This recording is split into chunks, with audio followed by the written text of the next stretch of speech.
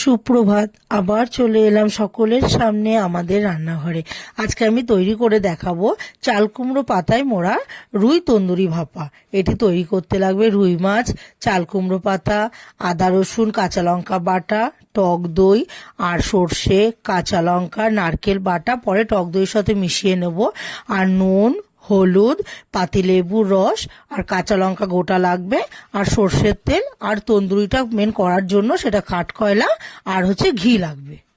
প্রথমে মাছের পেটিগুলোর মধ্যে আমি আদা রসুন কাঁচা লঙ্কা যেটা বেটে রেখেছি সেটাকে দিয়ে দেব, আর পরিমাণ মতো অল্প নুন দিয়ে দেব, আর পাতিলেবুর রস দিয়ে এটাকে আমি ভালো করে মাখিয়ে নিয়ে এবার আমি আধ ঘন্টার মতো এটাকে আমি রেখে দেব।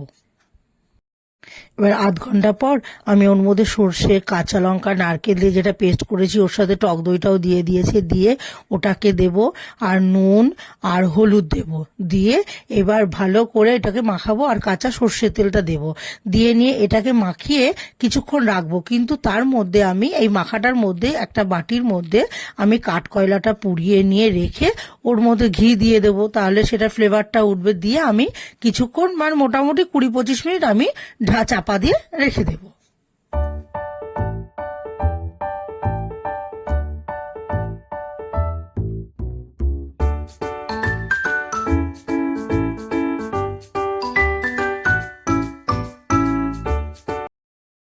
এবার আমি ঢাকাটাকে তুলে নিয়ে তারপরে আমি চাল কুমড়োর পাতাটা এবার একটা একটা করে নিয়ে সাজাবো, আর তার মধ্যে একটা করে মাছের পেটি দিয়ে এবার সব মশলাটা দিয়ে গোটা করে একটা করে কাঁচা লঙ্কা দেবো, আর আরেকটু কাঁচা তেল ওর উপর দিয়ে দেবো, দিয়ে ভালো করে মুড়িয়ে নিয়ে এবার আমি সুতো দিয়ে ভালো করে এক একটা করে আমি বাঁধবো। এইভাবে আমি প্রত্যেকটা মাছের পিস এইভাবে বেঁধে নেব।